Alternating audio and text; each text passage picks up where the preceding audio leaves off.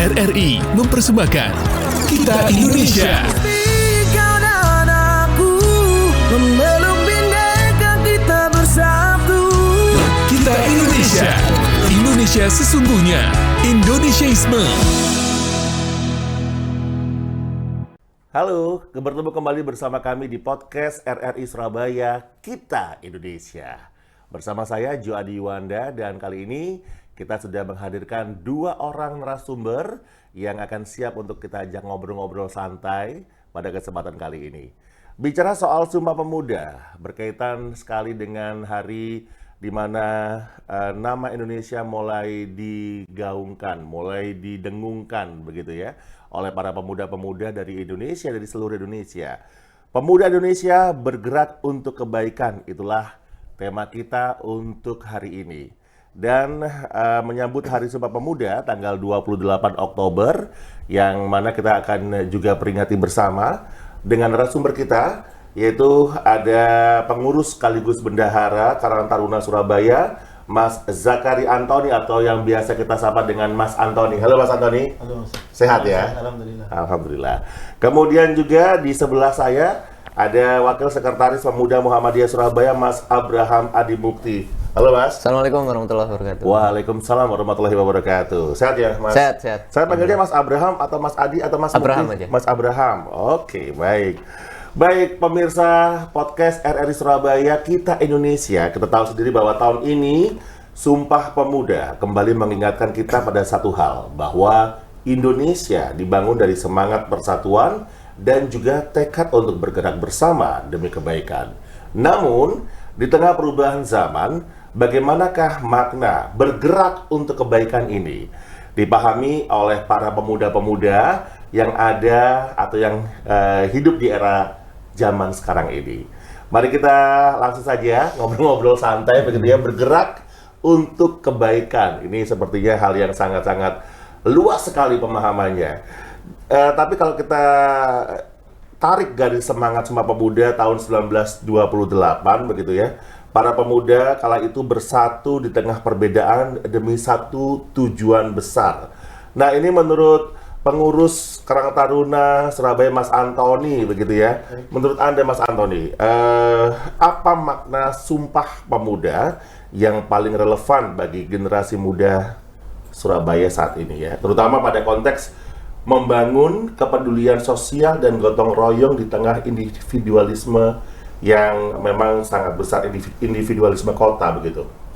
Iya Mas. Dan seperti apa? Silakan. Terkait yang saat ini tema yang pada pagi hari ini yaitu tentang Sumpah Pemuda, di mana Karang Taruna hadir di dalam sebuah momentum membangun maupun kebaikan, menebar kebaikan kepada masyarakat. Karang Taruna selalu hadir, jadi Karang Taruna tidak hanya hadir di dalam 17 Agustusan saja, tapi di seluruh momentum-momentum itu Karang Taruna hadir. Salah satu contohnya di bulan-bulan ini adalah memang bulannya Karang Taruna nih Mas Coy. Karena bulan bakti Karang Taruna itu di September, di kick off kan di September kemarin yang diawali dengan dibuka oleh Pak Menteri Sosial dan Ketua Karang Taruna Pusat Indonesia itu menebar kebaikan. Jadi kita juga sosial, tenang kemarin itu kita mengajarkan teman-teman untuk membangun sebuah rasa sosial, yaitu untuk membantu warga, untuk memberikan sebuah sembako kepada masyarakat yang memang membutuhkan gitu kepada warga-warga yang memang membutuhkan bantuan uluran tangan kita. Karena Karang Taruna itu memang di akar rumputnya banyak Mas, dari RT RW itu banyak kegiatan-kegiatan sosial dan kebaikan-kebaikan untuk masyarakat. Tugasnya Karang Taruna juga menjembatani nih masyarakat. Ketika masyarakat butuh apapun itu untuk sebuah kebaikan yang ada di tengah-tengah masyarakat di Surabaya. Jadi memaknainya menebar kebaikan atau bergeraknya ini adalah dengan memberikan bantuan kepada masyarakat yang membutuhkan, begitu Mas ya. Kalau Karang Taruna tidak hanya itu sih Mas, banyak meluas, gitu ya. Meluas karena banyak Karang Taruna itu juga menebar pergerakannya seperti ini. Jadi kalau ada Karang Taruna itu turun nih RT RW kelurahan kecamatan itu turun, tahu-tahu itu Karang Taruna seperti memang penjembatan masyarakat. Jadi ada yang butuh kursi roda nih Mas. Nah di situ tugasnya Karang Taruna menjembatani warga kepada kelurahan walaupun kecamatan. Apabila memang kelurahan kecamatannya tidak merespon. Kembali ke pengurus kota Karang Taruna Kota Surabaya, langsung kita instruksikan minta Untuk tolong memberikan kepada bantuan. dinas yang bersangkutan, mungkin dinas sosial, banyak kebaikan-kebaikan masyarakat. Contohnya nih di Karang Taruna ini punya program sosial care. Karang Taruna juga Social care itu seperti apa itu? jadi ketika memang Karang Taruna ada warga yang membutuhkan seperti ambulan, terus kesehatan, Iya. di samping pemerintah kota punya 112, Karang Taruna punya juga call center, nomor HP teman-teman sekretariat untuk di bidang-bidang kesehatan itu untuk membantu warga iya, di iya, kota iya, Surabaya. iya, Tidak iya. hanya warga kota Surabaya, ketika ada nih warga kota Surabaya yang sakit, tapi dibawa ke luar kota, Karang Taruna bisa hadir di tengah-tengah masyarakat seperti itu. Oh Mas. baik, luar biasa. Jadi memang kepeduliannya ini sangat menyeluruh begitu ya, Menyeluruh. sampai ada hotline tertentu Iya. bisa masyarakat hubungin. Dan tapi kita juga nanti akan tanyakan apakah masyarakat juga familiar dengan hotline seperti ini ya. Iya. Oke, baik, terima kasih Mas. Siapa tadi Mas Antoni ya, Mark Antoni. Kita ke ini dulu, ke Wakil Sekretaris Pemuda Muhammadiyah ini ya. Ya. Bagi pemuda Muhammadiyah, perjuangan tidak hanya tentang nasionalisme, tapi juga tentang nilai-nilai moral dan juga spiritual. Nah, Ya. kali ini kita ingin tahu bagaimanakah Anda melihat semangat Sumpah Pemuda ini bisa diterjemahkan dalam konteks dakwah Ya. sosial dan kerja kemanusiaan hari ini, terutama ini di kalangan anak muda yang tumbuh di era digital, gitu ya. Silakan Mas Abraham. Ya, terima kasih. Jadi saya ingin tarik garis dulu tentang apa itu semboyan dari Pemuda Muhammadiyah. Ya. Semboyan, kami punya semboyan yakni Fastabiqul Khairat, di mana Fastabiqul Khairat itu adalah artinya itu adalah berlomba-lomba untuk kebaikan. Berlomba-lomba Nah, kebaikan. otomatis kan ada hubungannya dengan tema hari ini. Baik. Nah, yang dimaksud berlomba-lomba dalam kebaikan itu bukan bermaksud untuk saling menjatuhkan, tapi saling berkolaborasi. Iya. Misalkan Pemuda Muhammadiyah dengan Karang Taruna, monggo kita jalan masing-masing untuk program kebaikan itu sendiri. Karena di satu sisi kan pasti dari ranah Pemuda Muhammadiyah dan Karang Taruna ada apa ya, kayak semacam ruang-ruangnya yang bisa diisi. Nah, tapi karena kami berada di satu lingkup atau satu naungan di Muhammadiyah selaku organisasi induk, maka kami tetap tegak lurus dengan tujuan utama dari Muhammadiyah itu sendiri. Nah, kalau berbicara tentang konteks era digital dan bagaimana dakwah sosialnya, kami sementara ini sedang menggalakkan beberapa program-program di mana program terutama di media sosial. Karena hari ini kalau kita melihat era society di mana orang-orang itu kan saling terkoneksi dan lain-lain dan sebagainya, tapi ada satu hal yang akhirnya menjadi korban, yaitu bertemu. Contoh, misalkan saya tidak kenal dengan si A, si B, si C, gitu kan. Tapi pada akhirnya kita bisa tergerak dalam satu gerakan yang sama, terkoneksi, tapi itu juga pasti ada runtutannya.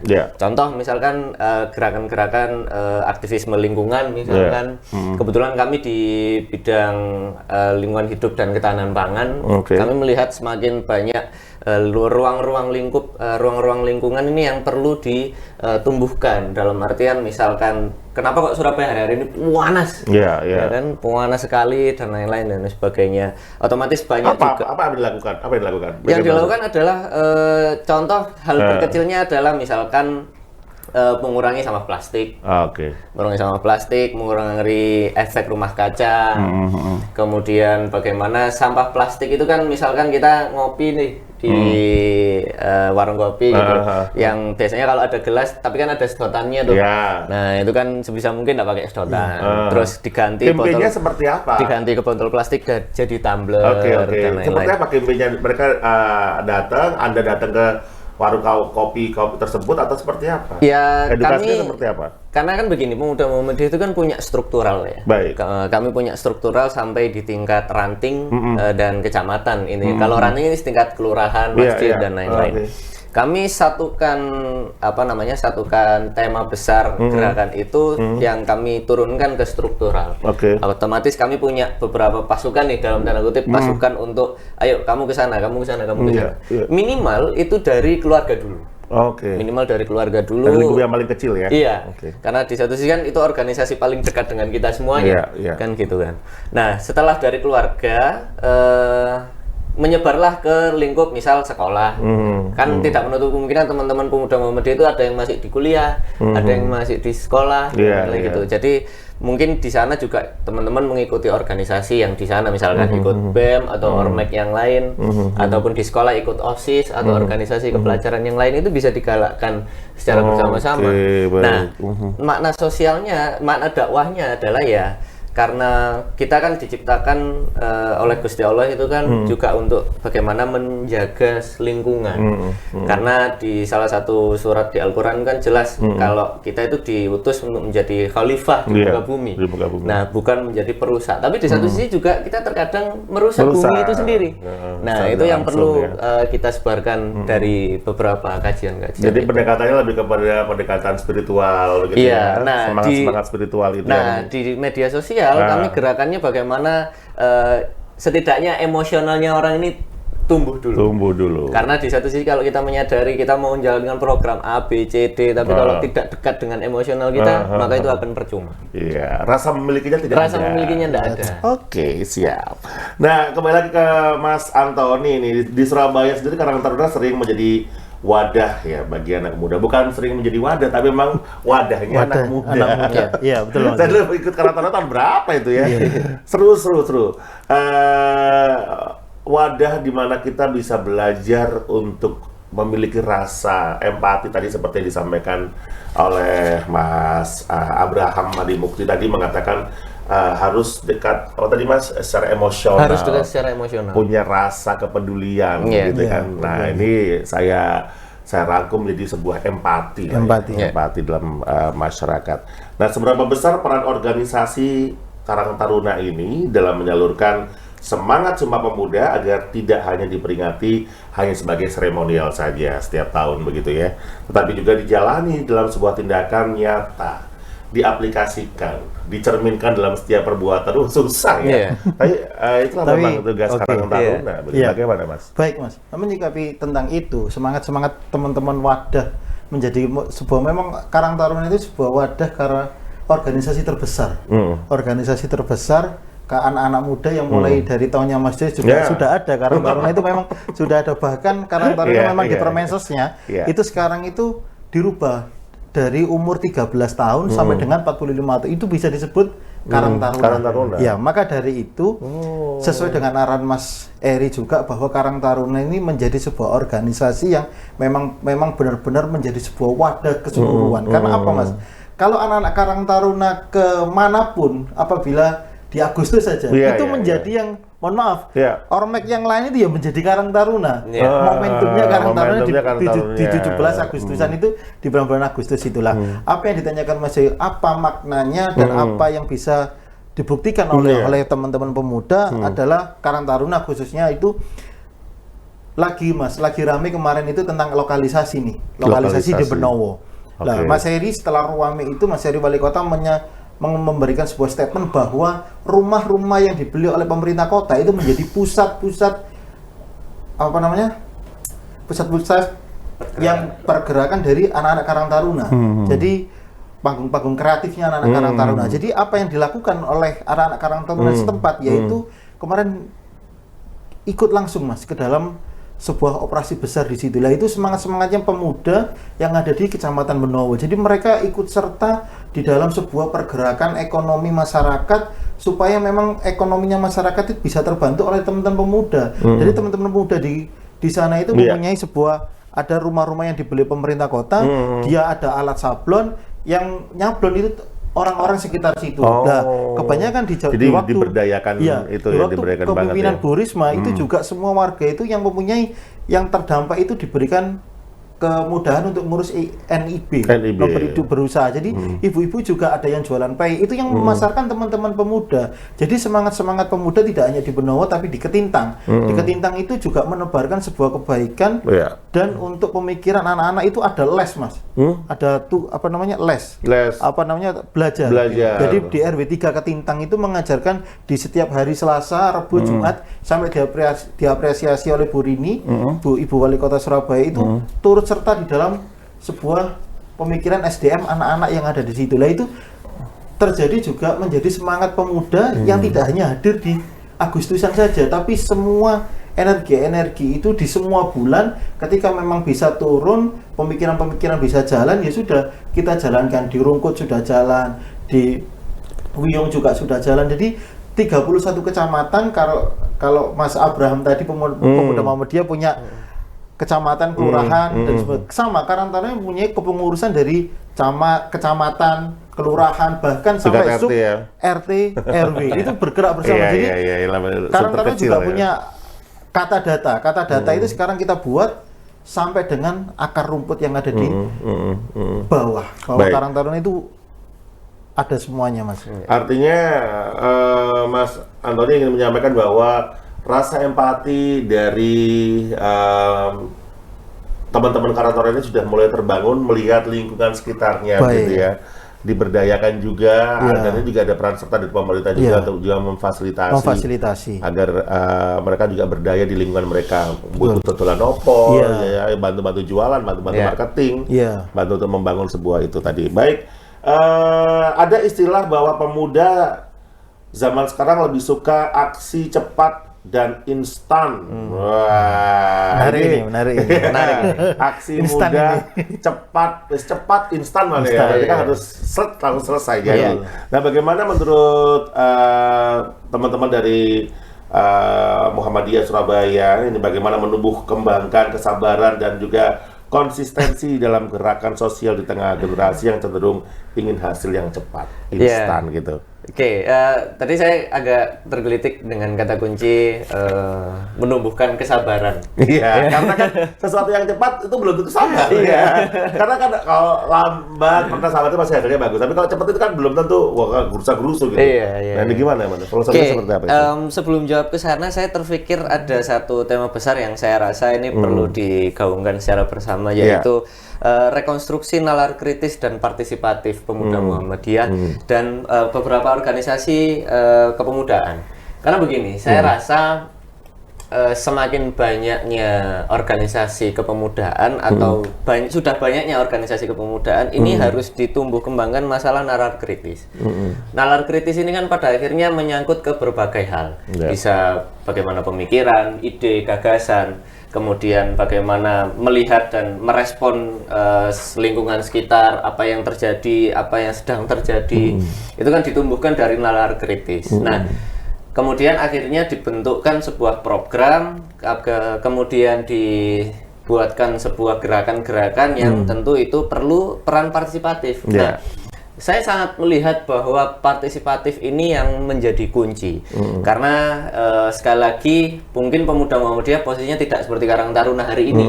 Karena Karang Taruna kan pada akhirnya bisa kerjasama dengan berbagai elemen semuanya, semua sektor, bahkan RT, RW dan semuanya sudah pernah tahu sejarahnya Karang Taruna. Sedangkan kami di Pemuda Muhammadiyah tidak banyak orang yang tahu sebetulnya Pemuda Muhammadiyah. Mungkin tahu secara nama, tapi tidak tahu secara historisnya gimana, gerakannya bagaimana dan lain-lain. Nah, otomatis kan ketika partisipatif itu diperlukan, maka harus ada satu hal yang mungkin menyatukan kita bersama. Nah, hal-hal itu kan contoh misalkan kemiskinan di kota Surabaya, kemudian banyak anak-anak yang masih mungkin terkendala masalah sekolah, mungkin terkendala masalah kuliah dan lain-lain dan pada akhirnya kan itu yang membuat keresahan itu kita menjadi ketemu dan akhirnya punya satu partisipasi yang bersama-sama. Intinya kan begitu. Nah, cuman kalau melihat dari hasil ya, dari hasil kemudian harus sabar dan lain-lain, itu saya rasa kesabaran itu orang yang bisa ngukur. Ya kan? Jadi tidak bisa instan ya, Mas. Rendang saja kita menunggunya lamanya minta ampun, baru bisa dikatakan makanan terenak di dunia. Nah, kalau misalkan rendang disandingkan dengan mie instan kan ya ndak apple to apple. Iya kan? Tapi ada juga mie rendang kok. Nah, ada juga mie rendang, tapi rasanya ndak bisa seenak rendang hari ini. Iya, tapi kurang nendang ya. Ada namanya doang tapi kurang nendang. Saya ingin melihat sejarah bahwa bagaimana Bung Karno dulu memperjuangkan Indonesia itu berapa tahun. Nah, semangat-semangat itulah yang saya rasa perlu ditumbuh kembangkan kepada pemuda hari ini, bahwa oke, dimensinya berbeda, zamannya berbeda. Bahkan kalau kita sering melihat di Instagram atau di media sosial yang lain, itu justru kok kita malah saling berantem dengan bangsa kita sendiri. Kita tidak melawan apa itu globalisasi, kita tidak melawan itu apa budaya-budaya yang justru menggerus budaya kita itu sendiri. Justru itulah yang musuh kita hari ini. Maka kalau misalkan apa goals utamanya adalah bagaimana nanti ketika adik kita, anak cucu kita itu masih tahu Indonesia itu apa, masih tahu Surabaya itu apa sejarahnya. Saya rasa teman-teman hari ini cuma tahu Surabaya, terutama ya mungkin anak-anak SMP, mungkin anak-anak SMP gitu, mungkin masih tahu apa itu Surabaya, bagaimana Surabaya kota pahlawan, Surabaya punya destinasi ini. Tapi apakah teman-teman tahu apa yang dilakukan Bung Tomo pada zaman dulu? Apa yang dilakukan Bung Tomo ketika membakar semangatnya anak-anak Surabaya, anak-anak Surabaya melalui radio RRI Surabaya? Iya, betul. RRI Surabaya. RRI Surabaya. Nah, itu kan harus dikenalkan setidaknya. Oh ya. Oke, teman-teman tahu harus. Artinya kalau misalnya kita bicara seperti itu, sesuatu yang instan itu menjadi suatu keniscayaan tidak? Atau memang butuh waktu, tidak bisa instan untuk bergerak itu? Tergantung ya, bergeraknya momentum atau tidak. Kalau bergeraknya yang sudah distrukturkan secara bagus, otomatis itu mungkin perlu teknis-teknis yang panjang. Tapi kalau misalkan bergeraknya, misalkan ada kayak misalkan kemarin peringatan darurat atau apa, teman-teman kan tinggal momentum, tinggal gerak gitu aja kan gitu. Itu contoh, salah satu contoh aja. Berarti tergantung bagaimana besar tantangan itu. Semakin besar tantangannya, semakin gerakannya lebih cepat mungkin loh ya. Iya, betul. Nanti kita akan bicara lagi soal tantangan pemuda di era digital dan nilai kebaikan. Masih bersama dengan Mas Abraham dan juga Mas Antoni. Tetap bersama kami di podcast RRI Surabaya, Kita Indonesia. Wih, keren banget nih. Katanya ada obat herbal bisa mencegah sakit gigi seumur hidup. Ada hoax tuh. Widih. Ini juga keren nih. Ada sumber energi baru PLTH, pembangkit listrik tenaga hampa. Itu juga hoax kali. Lu bacanya apaan sih? Aduh, pantesan portal abal-abal lu baca. Kalau mau baca berita yang lengkap tapi udah verified, mulai dari berita nasional, internasional, olahraga, gaya hidup sampai hiburan, lu cukup klik rri.co.id. Di situ lu juga bisa streaming RRI digital. Aduh, makanya cek dulu biar gak kegocek di rri.co.id.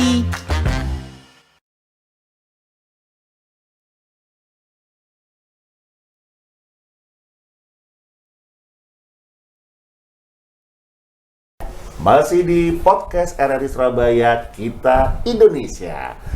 Baik pemirsa, podcast RRI Surabaya dimanapun saja Anda berada, bicara soal Sumpah Pemuda, itu memang jadi satu hal atau topik yang sepertinya tidak akan pernah lekang oleh waktu ya. Karena apa? Pemuda itu kan dinamis ya, pergerakannya dinamis, seperti yang tadi disampaikan oleh Mas Abraham bahwa ya zamannya beda. Kalau dulu zamannya Bung Karno sama zaman sekarang beda, orang-orangnya pun berbeda ya kan, lingkungannya berbeda, dan semuanya sudah berbeda. Sehingga pemuda, kalau bicara soal pemuda itu setiap zaman selalu jadi satu obrolan yang menarik begitu ya Mas Antoni ya. Nah kali ini kita akan ngobrol-ngobrol lagi di podcast RRI Surabaya. Mungkin bicara soal zaman. Kalau dulu pemuda, semangat pemuda disalurkan lewat pergerakan fisik dan juga pertemuan gagasan. Mungkin sekarang sudah berbeda gitu ya. Dunia digital membuka sebuah peluang besar, tapi juga tantangan baru bagi semangat kebaikan. Nah, di era media sosial saat ini, kebaikan memang sering kalah cepat dengan sensasi. Betul. Kita berbuat baik seperti tadi program-program Karang Taruna kalah dengan sensasi yang ini ya kan Mas. Jadi seolah-olah apa yang dilakukan itu ketutup terus gitu ya, padahal itu kebaikan. Nah, kadang orang lebih sibuk membangun citra dibandingkan membangun dampak. Betul. Tadi saya juga sempat dengar dari Mas Antoni bahwa iya, dampaknya begitu merubah citra image negatif ke positif itu susahnya minta ampun. Nah, bagaimana dengan pemuda Muhammadiyah menanggapi fenomena ini? apakah ada upaya konkret agar gerakan kebaikan tetap autentik gitu ya? Ya. Tidak hanya viral di dunia maya saja. Gimana Mas Abraham? Ya, saya rasa intinya begini. Kalau kita mau mengalahkan kejahatan yang terstruktur, maka kita harus membangun kebaikan yang terstruktur juga. Nah, Tapi makanya kalau kita ibaratkan kita mau mengalahkan kejahatan yang terstruktur ini, sedangkan kita sendirian dan lain-lain begitu, ya tidak akan bisa teratasi, tidak akan bisa selesai. Jadi ibaratkan di sapu lidi kan itu cuman ada satu biji aja, mau membersihkan kotoran sebegitu banyak ya nggak mungkin bisa. Nggak mungkin bisa Nggak kan mungkin gitu. bisa. Udah bukan nggak bisa lagi, udah nggak mungkin. Udah nggak mungkin bisa kan gitu kan. Oke, artinya Bisa pun sangat-sangat mustahil kan Iya, gitu. betul. Artinya ada kebersamaan, Iya. ada teman-teman juga mensupport gitu ya. Betul. Tapi Support yang system. saya titik beratkan adalah saya selalu khawatir ketika orang itu atau ada beberapa orang-orang itu yang kalau sudah memisahkan mata perspektifnya terhadap satu hal. Jadi misalkan kita melakukan kebaikan dikira pencitraan. Kita melakukan kegiatan positif dikira ada sesuatu di belakang Nah, itu. gitu Nah, itu kan hal-hal yang pada akhirnya membuat kami atau kita semua yang mungkin berfokus ke pendidikan, sosial, keagamaan, dan itu pada akhirnya kayak males dalam tanda kutip. Males itu pada akhirnya akhirnya besar di internal sendiri. Nah, ketika hal itu sudah terjadi, maka kita tidak akan bisa selesai bab bagaimana melangkah maju ke depan. Karena kalau kita lihat di beberapa negara pun ya beberapa negara lain pun akhirnya ya sudah tidak membahas lagi bagaimana menyatukan visi dan misi di internal negara itu sendiri, tapi sudah berpikirkan ayo bagaimana menatap masa depan, kita menghadirkan masa depan di hari ini. Sedangkan kita masih membahas yang kemarin-kemarin gitu. Tapi gini Mas Abraham, kalau ditanyakan terkadang kan kita butuh validasi ya. Artinya begini, ketika bukan validasi, artinya butuh autentifikasi atau begini. Ketika seseorang melakukan sebuah melakukan kebaikan gitu ya, misalnya bantu ekonomi kreatif lah ya. Kita bantu UMKM gitu, jebret gitu. Mereka di foto, nanti Kak Kroso, Jopoka, ya kan nggak kalau diabadikan di media sosial, tapi nanti takutnya ada orang yang nyinyir lagi. Nah, kalau dari Miko Madlam menanggapi hal itu seperti apa? Tapi intinya gini, kita kan nggak bisa ngatur apa respon dan apa asumsi orang. Kan? Betul. Intinya kan begitu. Iya. Nah, cuman kan pada akhirnya kita bisa meng-create video atau meng-create foto itu yang setidaknya memposisikan, contoh kalau misalkan di ekonomi kreatif kita posisikan bagaimana penerima itu, contoh dari warga miskin misalkan, dari warga miskin Surabaya kita yang publikasi, bukan pemuda Muhammadiyah yang tampil di depan, tapi ya penerima manfaatnya itu. Jadi Walaupun memang itu mungkin program dari pemuda Muhammadiyah atau Karang Taruna. Jadi soal di balik layar begitu ya Mas ya. Iya, Oke, tapi siap. kita tetap hadir di situ. Kita tetap hadir, kita tetap menunjukkan rasa bahwa oh ini loh kehadiran pemuda Muhammadiyah, Konkretnya Karang Taruna. ada, Iya. gitu ya. Tapi publikasinya juga Publikasinya ada. tetap gitu, Tetap. tetap ada, tapi ya tetap dibagi, misalkan mana yang dipublikasi ke publik, mana yang untuk internal dan lain-lain, itu kan tetap Baik. bisa di-create tuh. Baik, jadi bukan dari di kamera ya. Iya, bukan kami pemuda Muhammadiyah, kami yang ini, ya nggak gitu dong, kan gitu. Siap. Nah ini kalau dari Mas Antoni ya, banyak anak muda yang sebenarnya punya niat baik tapi bingung harus mulai dari mana. Sama halnya ketika saya sharing dulu ketika masih ikut Karang Taruna, masih sekelas SMP atau SMA lah ketika itu mau ngapain Karang Taruna, paling ya acara seremonial toh 17 Agustus gitu. Setelah itu ya nggak ada kegiatan. Mungkin banyak di luar sana para pemuda-pemuda yang belum tergabung di dalam Karang Taruna di tingkat RT-nya masing-masing bingung ya, mulai dari mana dan apa langkah sederhana yang bisa dilakukan oleh pemuda Surabaya untuk memulai gerakan kebaikan di lingkungannya tanpa harus menunggu program besar dari pemerintah, ya kan, atau juga lembaga-lembaga yang lain gitu. Apa yang harus dilakukan gitu, Baik, Mas?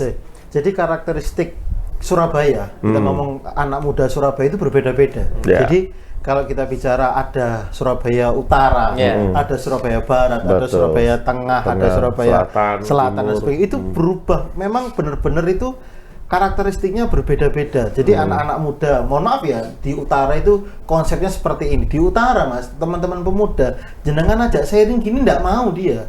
Jadi yang dia mau itu adalah memang benar-benar itu konkret untuk mereka. Kalau kita tarik ke belakang pembicaraan kita tadi, ada instan dan ada proses. Mereka nggak mau di proses itu. Jadi maunya tergantung instan. dari demografinya. Iya, jadi kalau kita ngomong ke Surabaya Pusat nih, Surabaya Pusat, kita ajak anak-anak mudanya kumpul, kita maksimal ajak, mungkin ya. kita ajak apa namanya Diskusi. tentang apa yang memang bisa kita bantu di lingkunganmu itu bisa. Jadi, oh Mas, lingkunganku ini butuh ini nih, ada warga yang rumahnya bocor Mas, tolong dibantu untuk dari pemerintah kota, kita menyalurkan itu. Beda lagi dengan Surabaya Barat. Surabaya Barat nih terkenal seperti ada di Karangpilang, ada di Lakar Santri, itu aja berbeda-beda karakteristiknya lah. Apa yang memang dimulai dari apa teman-teman bisa menyalurkan kebaikan maupun apa yang bisa dibantu oleh teman-teman. Kalau bisa itu dimulai dari keluarganya dia sendiri. Dia tidak merepotkan orang tua. Yang pertama itu jadi dia tidak membantah untuk kedua orang tuanya, disuruh Lebih ya nurut, mandiri lebih mungkin mandiri ya. lah. Oke. Setelah dari itu, dari saudara tetangga kanan kiri dia baik. Jadi jangan sampai itu mereka itu menutup matanya sendiri di lingkungannya sendiri. Contohnya nih, dia ada warganya, tetangganya saja yang kesulitan katakanlah, ada kebakaran, masa ya tetangganya diam. Seharusnya pemuda itu dimulai dari itu, rasa empati kepedulian. itu kepedulian. Oh, ini loh Pak, sumur apa namanya airnya mati. Oh ya, gimana caranya? Entah nanti dibilang ke Pak RT atau apa lah. Jadi dimulai dari itu dulu. Karena di Surabaya itu konsepnya itu adalah anak-anak muda juga yang paling kritis. Karena semangatnya Sumpah Pemuda yang dibawa oleh Bung Tomo itu Karang Taruna Pemuda itu paling kritis Mas di Surabaya. Ada apa? Sensitif apa di Surabaya? Itu pasti paling kritik. Paling kritis Iya. ya. Banjir aja. Yang diserang langsung wali kota. Yang diserang ini. Jenengan lihat kalau ada media sosial ngupload apa gitu. Pasti Surabaya itu pasti sensitif terkait itu. Maka itu Karang Taruna itu menjadi sebuah wadah. Tapi itu bagus ya. Bagus ya. Bagus karena Bagus memang ya. pemerintah kita semua itu harus dikritik tentang kinerja kita bagaimana. Tapi rasa tumbuh kritik itu tidak diikuti dengan rasa-rasa anarkisme. Makanya saya tadi bilang karakteristiknya beda-beda Mas di tiap wilayah. Apa harapan kita? Harapan kita adalah teman-teman itu sadar di lingkungannya masing-masing dulu. RT, RW.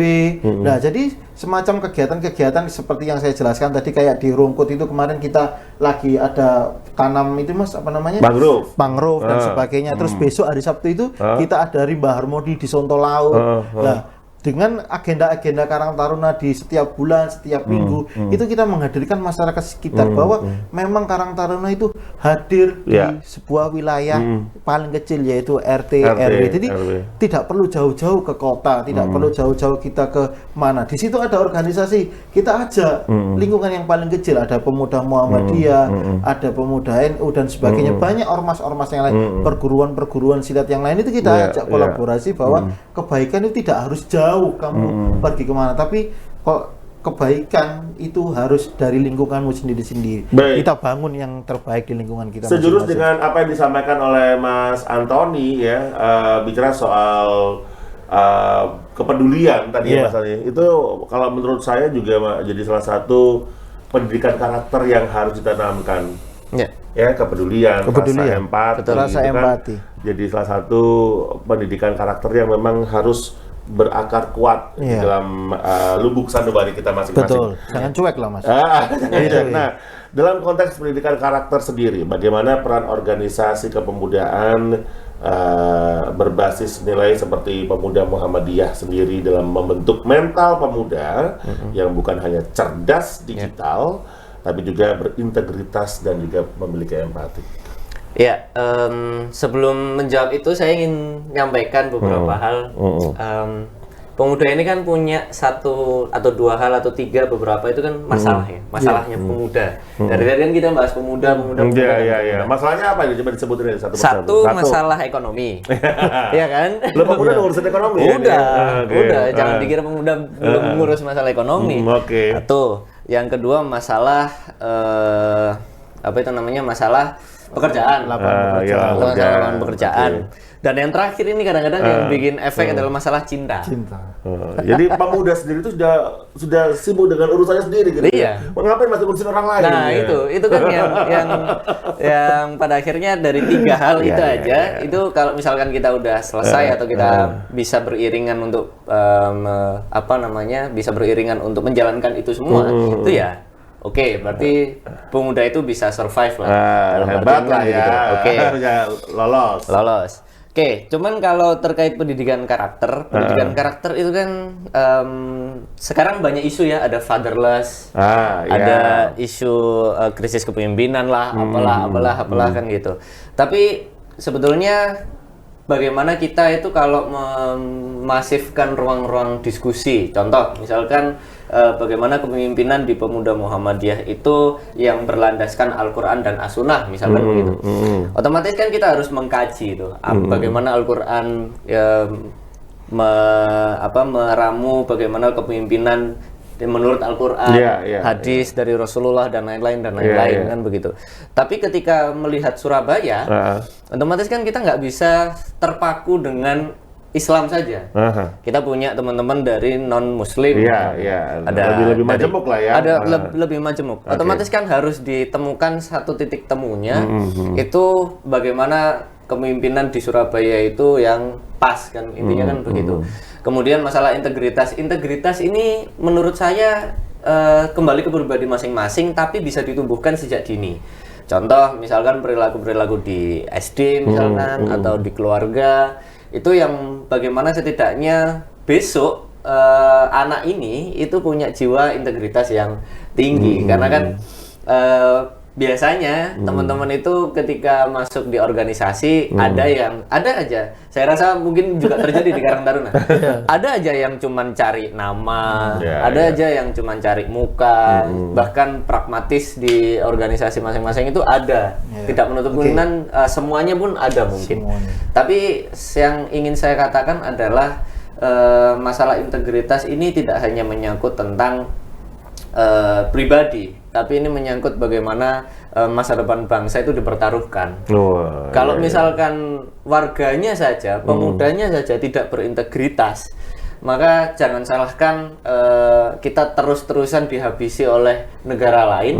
Jangan salahkan kita selalu kecolongan di media sosial, di masalah jiwa kepemimpinannya kita kalah dan lain-lain, pemikiran kita kalah. Dan itu diawali dari pemuda. Iya.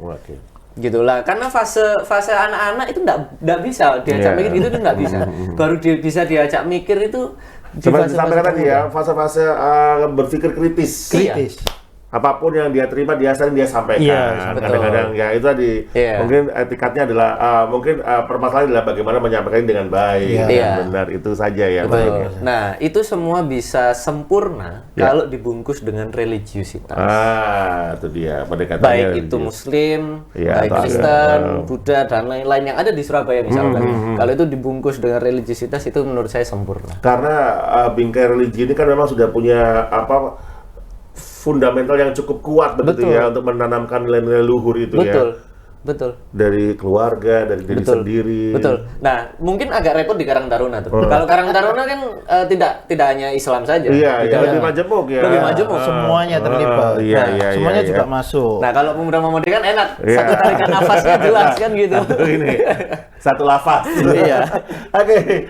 Baik, Karang Taruna punya kekuatan di tingkat akar rumput seperti yang disampaikan ya. Kekuatannya akar rumput sampai bawah gitu.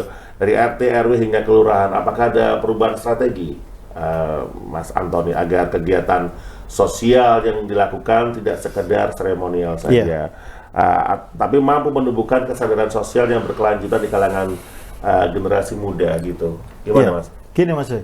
Lagi saya ke yang barusan kita bahas tentang Surabaya Utara. Surabaya Utara itu karakteristiknya memang keras. Jadi diajak diskusi itu dia keras untuk menyampaikan Tapi ide-idenya. di gitu. akar rumput semampir di Pabean Cantika itu berubah total. Karena apa? Dia punya ruang-ruang kreatif, yaitu kemarin itu sungai itu sudah dengar yang sungai terus dikasih kapal, di kapal-kapalan Iya, terus iya. dia apa namanya? Dia bisa dibuat air. Nah, di situ banyak orang jualan juga. Akhirnya menumbuhkan ekonomi masyarakat, ekonomi kerakyatan, dan seperti itu. Strategi apa yang memang ditanyakan oleh Mas Joy kepada kita? Kita tidak bisa hanya pendekatan secara organisasi. Karang Taruna hadir, ada yang tidak suka dengan Karang Taruna. Betul. Apa yang disampaikan Ada oleh Mas penolakan begitu. Oh, ada. Jadi Karang Taruna ada yang tidak suka dengan Karang Taruna. Ada orang-orang, ya mohon maaf, yang sudah sepuh menganggap anak muda itu tidak berharga di kampungnya. Kon iku sik cilik iso opo. Jadi pendekatan-pendekatan kita itu tidak hanya melalui organisasi, tapi melalui karakteristik sebuah wilayah tersebut. Contoh nih, saya ke kampung si A. Iya, iya. Pendekatan Karang Taruna tidak bisa. Kita atur strategi. Saya hadir di Karang Taruna, di tempatnya membawa nama Karang Taruna, tapi saya pendekatan tidak membawa nama Karang Taruna terlebih dahulu. Jadi strategi-strategi itu kita pakai melihat sebuah wilayah, Mas. Wilayahnya bagaimana? Kalau memang support dengan anak-anak muda, ya kita bicara Karang Taruna. Ada juga yang warga dan masyarakat tidak mau tenang hadirnya Karang Taruna. Karena apa? Di sebuah wilayah itu sudah terbentuk sebuah individualisme, Mas. Jadi RT, RW, LPMK, ya sudah, Karang Taruna tidak hadir lah. Di situ kita pendekatan kepada ketua RT, RW, dan kelurahan itu supaya strategi kita dipakai. Jadi memakai semuanya, apa yang memang organisasi di situ yang memang bisa diajak ngomong. Contohnya nih pemuda Muhammadiyah, ada ormek-ormek yang lain dan sebagainya. Itu kita ajak pendekatan-pendekatan itu karena apa? Karang Taruna kalau tidak diwadahi itu apa yang disebutkan oleh Mas Joy. Kita itu akar rumputnya mulai dari RT, RW. Bahkan di data tahun 2024 jumlahnya Karang Taruna yang ikut duta Karang Taruna di 2 tahun yang kemarin itu jumlahnya 27.000 di kota Surabaya yang mendaftar menjadi duta Karang Taruna di tahun 2023. Sebentar Mas Antoni, saya penasaran banget. Ini pendekatannya seperti apa? Jadi, kalau misalnya ada masyarakat yang mencoba untuk denial ya dengan anak-anak muda, denial dengan opo sih, seopo ekonomi ngono kan. Jadi Terus banyak, gimana Mas. pendekatannya? Jadi banyak teman-teman ini yang berkeluh kesah kepada kita selaku pengurus itu, makanya kita sampai ada yang di Tambak Sari itu. Di Tambak Sari itu kita, Mas tolong Pak Mas tekan nang RT RW itu untuk meyakinkan bahwa Karang Taruna seperti karena memang apa yang disampaikan oleh Mas Abram semua itu tidak menjadi sebuah impian kita bersama-sama di organisasi. Banyak yang hanya juga memakai baju Karang Taruna. Itu cuma hanya tampil di depan saja, tapi tidak semuanya Karang Taruna itu seperti itu. Jadi pendekatan-pendekatan itu kita meyakinkan kepada masyarakat bahwa iki loh Karang Taruna itu hadir tidak hanya di Agustusan saja, tapi Karang Taruna fungsinya di kampung itu seperti ini ya, membantu menjembatani masyarakat secara sosial, itu dia bisa membantu untuk menjembatani ke lurah, ke Pak Camat. Karena ketika Karang Taruna itu hadir di kelurahan kecamatan itu mereka langsung tahu Karang Taruna ini pasti butuh ini karena apa? Di Surabaya itu masih tidak menutup kemungkinan baju organisasi itu banyak. Jadi satu orang di bajunya ini banyak, ya ada Karang Taruna, ya ada ini, ada ini. Itu yang membuat memang orang itu curiga, apa sih maumu? Motivasinya apa? Iya, jadi terlalu banyak baju yang dipakai itu sih. Atributnya banyak. Sehingga warga itu tidak bisa menerima apa itu Karang Taruna di Surabaya. Karena kalau melihat Karang Taruna, Mas Joy pernah mengalami sendiri, Mas Abram mungkin juga di kampungnya ada Karang Taruna. Karena kekuatan Karang Taruna ketika memang menjelang Agustus, Sumpah Pemuda itu pasti banyak kegiatan-kegiatan yang ada di kampungnya masing-masing. Contohnya nanti ada upacara atau apa dan sebagainya, lomba-lomba, kegiatan masyarakat dan sebagainya. Itu yang membuat akar rumput itu memang sudah terjalin di Karang Taruna. Tapi yang perlu digarisbawahi adalah Karang Taruna itu tidak merusak tidak merusak sebuah individual yang ada di Pak RT, Pak RW. Malah mereka itu membantu. Jangan berpikiran Karang Taruna itu satu nyerimpeti, tidak. Bahkan sekarang di Surabaya itu kan ada KSH nih, Mas.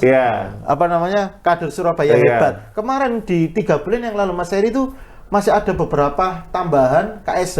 Itu Karang Taruna yang ikut di dalam situ. Lah, di dalam situ saya dengar dari teman-teman, akhirnya yang garap laporan itu sekarang teman-teman Karang Taruna. Artinya gini, butuh semacam kolaborasi ya, bukan hanya individualisme tapi kolaborasi bersama dan menumbuhkan rasa kepercayaan yang ada di antara elemen-elemen masyarakat yang tadi yang mungkin nggak percaya dengan keberadaan Karang Taruna ini, mungkin itu yang jadi satu PR utama begitu Mas ya. Begitu, Mas. Karena tidak di semua wilayah Surabaya ini ternyata menerima Karang Taruna. Ada yang denial, ada yang enggak gitu ada ya. yang seperti itu. Jadi itulah memang bonus demokrasi kita. Kalau tidak ada seperti itu, kita tidak ada sebuah tantangan untuk menuju Karang Taruna yang lebih hebat, Karang Taruna yang lebih happy. Jadi jadi Karang Taruna itu harus bahagia. Harus bahagia. Walaupun kadang-kadang ditolak. Iya. Gitu ya.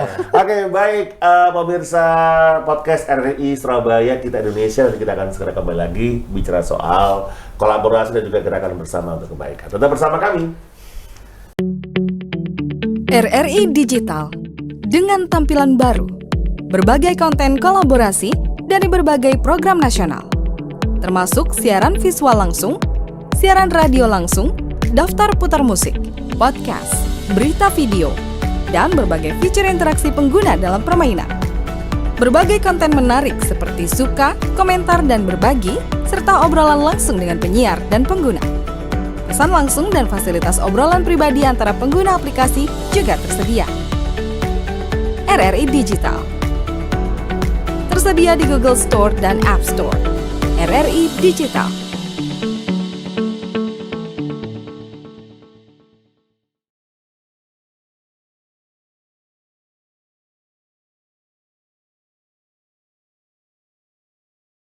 Halo, masih di podcast RRI Surabaya Kita Indonesia. Pemuda Indonesia bergerak untuk kebaikan. Dan masih bersama dengan Mas Antoni dan juga Mas Abraham dari Pemuda Muhammadiyah gitu ya Mas Abraham ya. Nah, Sumpah Pemuda dulu lahir dari kolaborasi lintas suku dan juga organisasi. Hari ini semangat itu bisa diteruskan lewat kolaborasi antar komunitas dan gerakan sosial yang memang kenyataannya di lapangan sangat susah sekali untuk bisa mendapatkan kolaborasi. Kalau antar pemuda mungkin agak lebih mudah karena seumuran tadi. Tapi untuk pengurus Karang Taruna ini di tengah banyaknya komunitas muda dengan latar belakang yang berbeda-beda di belakang ya, ada Muhammadiyah, ada pemuda apa yang lain di belakang sana, dari sosial, lingkungan sampai keagamaan bahkan. Bagaimana Karang Taruna menjalin sebuah kolaborasi agar semua bergerak pada tujuan yang sama, kebaikan bersama, begitu. Silakan Mas Antoni. Iya, Mas. Izin mau memberikan sebuah gambaran tentang program pemerintah Kota Surabaya yang saat ini lagi digaungkan, yaitu Kampung Pancasila. Mungkin Mas Abraham dan teman-teman sudah juga dirapatkan nih oleh pemerintah kota terkait Kampung Pancasila. Bahwa di situ Karang Taruna juga hadir di situ. Karang Taruna, pemuda Muhammadiyah, seluruh organ ormek yang ada di Kota Surabaya itu menjalin itu. Karena apa? Sekarang pemerintah Kota Surabaya itu kita mengasih masukan bahwa tidak hanya Karang Taruna tapi semuanya. Jadi masuknya di Kampung Pancasila itu adalah pemuda itu Gen Z. Jadi setiap Gen Z nanti itu mendapatkan anggaran 35 juta dari pemerintah kota untuk ruang-ruang kreatif yang ada di Surabaya. Contohnya di lingkungannya masing-masing. Seperti itu, Mas. Kerjasama yang bisa kita jalin di dalam sebuah program pemerintah yang hadir untuk teman-teman pemuda, khususnya Karang Taruna. Jadi semua bisa masuk di situ ya, semuanya Mas ya? bisa Bisa masuk. berkolaborasi di ruang-ruang kreatif tersebut. Betul. Ya? Jadi biasa seperti itu. sekali. Jadi pemerintah kota juga tidak diam ke dalam sebuah segmennya anak-anak muda. Tidak hanya Karang Taruna nih, tapi semuanya bisa. Jadi bergabung. banyak yang sudah melakukan itu, semuanya dikumpulkan oleh Pak Lurah dan Pak Camat. Undangannya seperti itu, Karang Taruna, ada ini. Tapi Karang Taruna menjadi sebuah induk di dalam organisasi di setiap kampungnya, karena tidak mungkin nih Pak Lurah manggil si A, tapi si A ini konsepnya cuma di sini aja, seperti apa yang disampaikan oleh Mas Abram tadi. Saya fokusnya cuma satu lidi ini aja, Muhammadiyah, tapi dia bisa meraup semuanya. Tapi Karang Taruna itu sebagai induk, mereka mengajak untuk jadi ke memfasilitasi semuanya. begitu ya. Seperti Nah, itu, Mas. Mas Abraham tadi jenengan juga pernah juga sampaikan bahwa masalah anak muda itu ada beberapa, dari 3 ya, termasuk apa namanya, masalah keuangan, masalah ekonomi, masalah pekerjaan, cinta-cinta gitu ya. Nah, memang tidak bisa dipungkiri itulah anak muda, ya kan? Betul. Nah, yang jadi masalah adalah ketika itu tidak bisa dikontrol, maka apakah itu juga akan membuat kolaborasi ini akan susah, karena kan kolaborasi ini kan bersama-sama ya. Nah, kadang kolaborasi antar organisasi ini terhambat terhambatnya dengan ego masing-masing.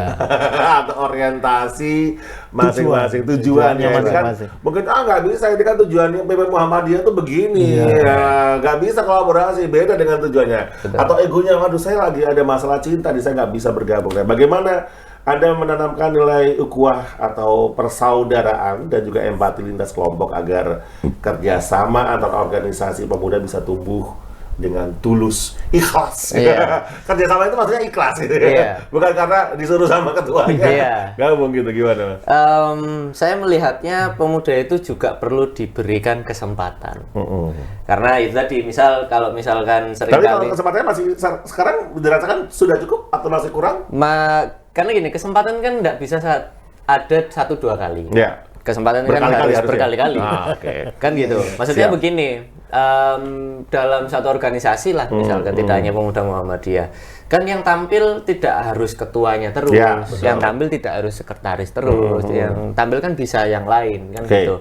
Kesempatan yang pertama. Ya, yang pertama adalah kesempatan. Karena menurut saya dari kesempatan itu kita bisa melihat bahwa ternyata banyak teman-teman ini yang diberikan kesempatan itu bisa menjalankan amanah dengan baik, bisa terlihat jiwa kepemimpinan yang baik, bla bla bla bla bla kan gitu.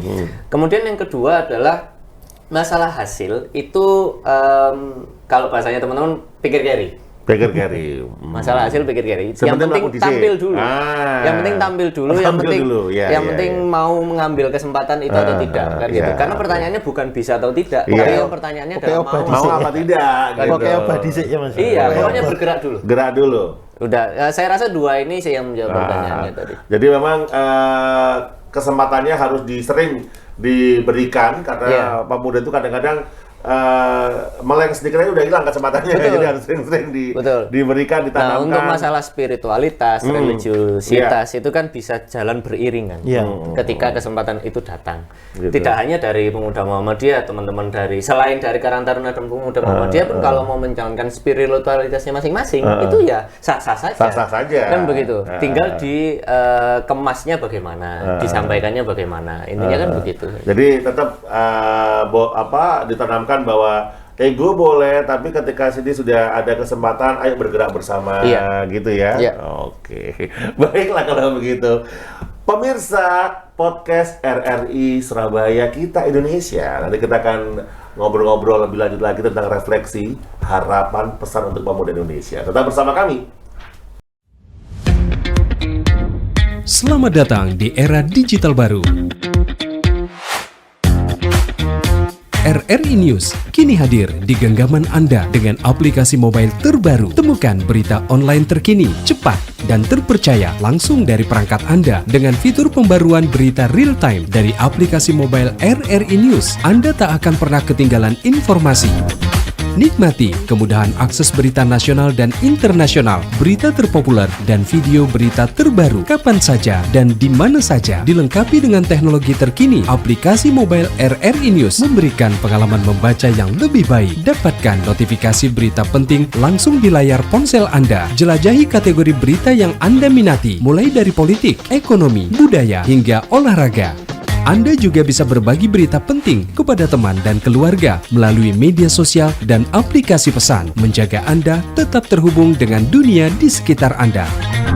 Memiliki jaringan lebih dari 80 microsite tersebar dari Sabang sampai Merauke, serta memiliki tren pembaca yang semakin meningkat. RRI News menghadirkan liputan berita terlengkap dan terkini dari seluruh Indonesia. Unduh sekarang di Google Play dan App Store aplikasi mobile RRI News, membawa dunia ke dalam genggaman Anda. Aplikasi mobile RRI News, berita terkini dan terpercaya dalam genggaman Anda.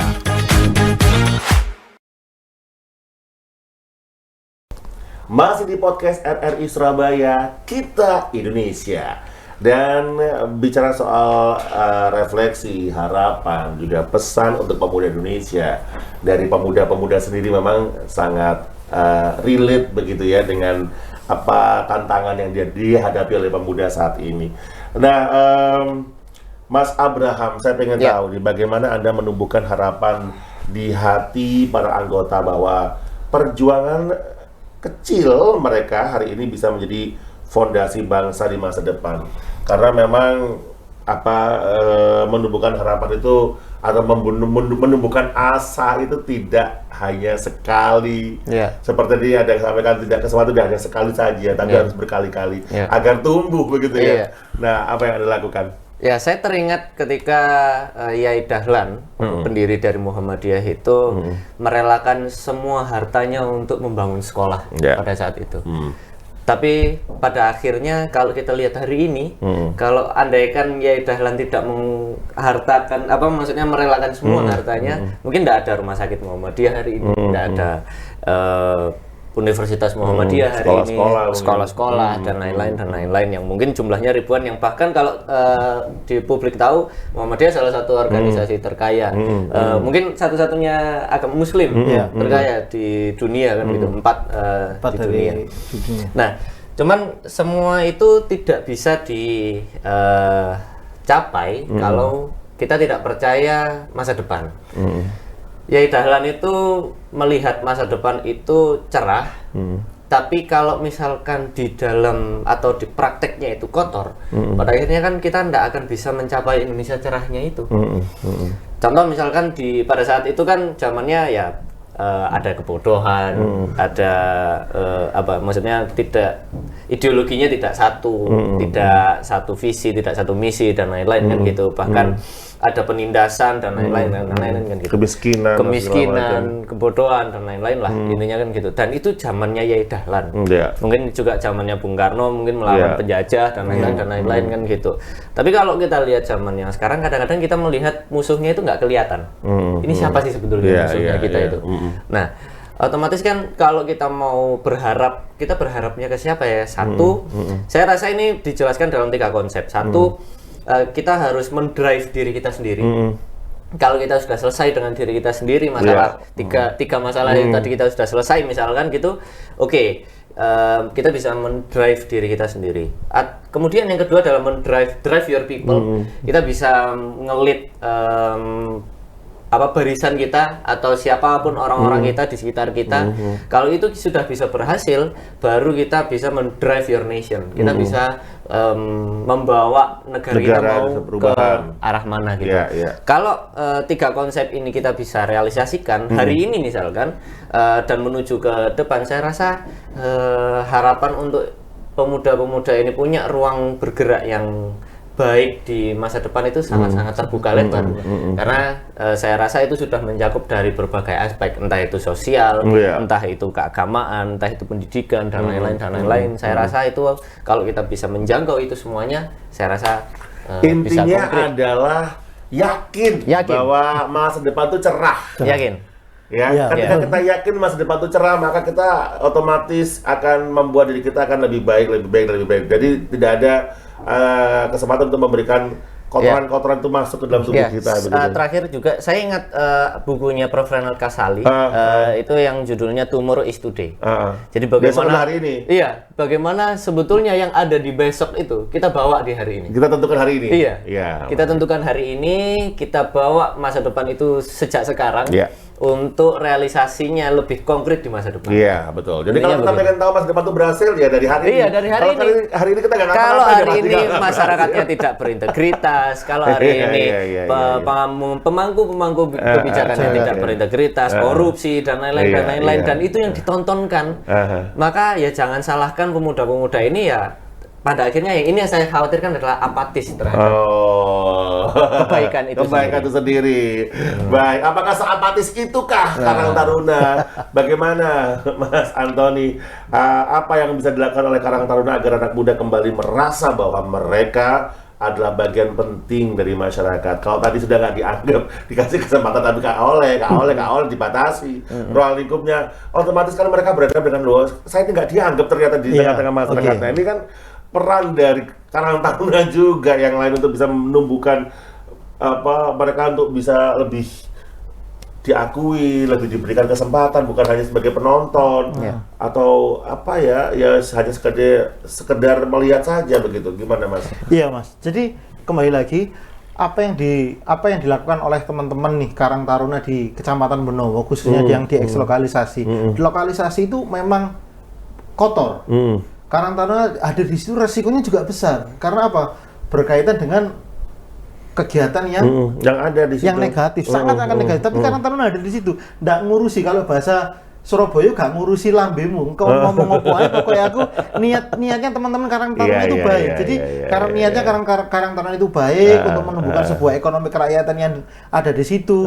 Kayak semampir tadi punya jargon semampir ngeyel. Itu semuanya walaupun Karang Tarunanya masyarakatnya integritasnya mohon maaf di bawah apa yang kita pikirkan, tapi mereka tetap beradaptasi, berbuat baik, menunjukkan bahwa Karang Taruna itu harus hadir di masyarakat. Mau nggak mau, gelem nggak gelem gitu ya? Iya, gelem nggak gelem, mau nggak mau kalau bahasanya Mas Jai, kita harus turun kepada masyarakat apapun itu nanti resikonya, apapun itu nanti caci makinya. Karena apa?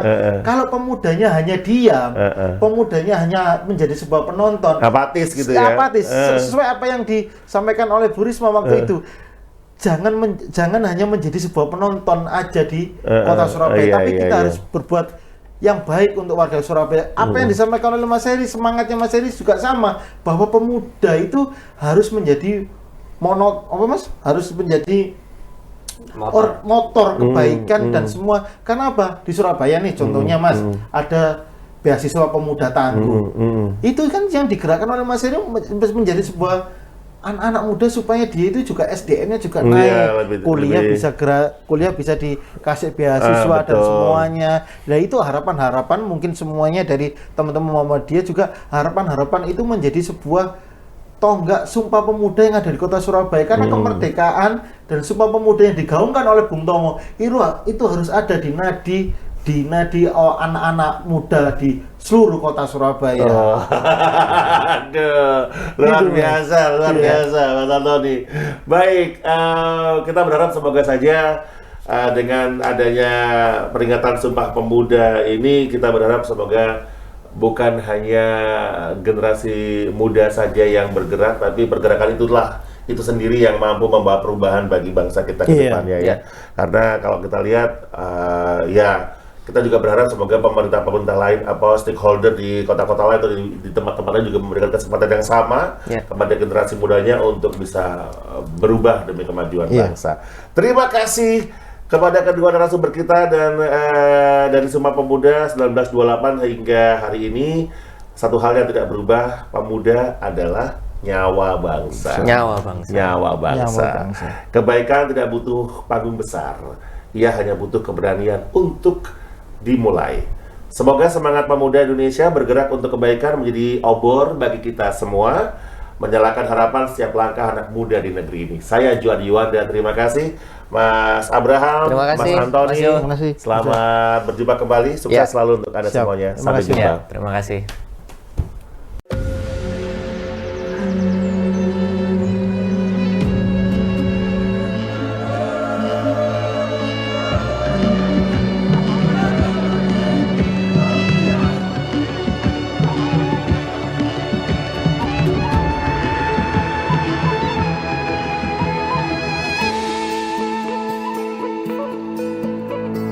Suara indah, ramah penuh cinta, damai jiwa, tulus terasa nyata. Kita kabarkan berita, membuka cakrawala. Bertaut udara di gelombang semesta. Kita Indonesia, sesungguhnya langit aspirasi bangsa. Kita Indonesia, sesungguhnya kita hadir bagi dunia. Kita Indonesia.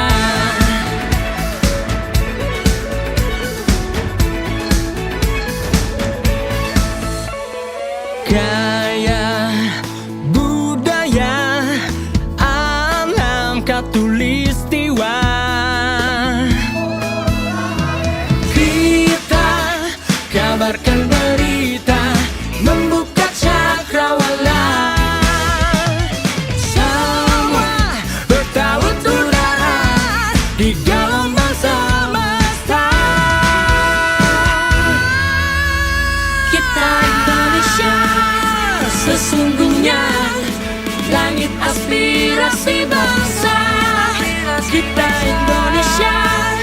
Sesungguhnya kita hadir bagi dunia.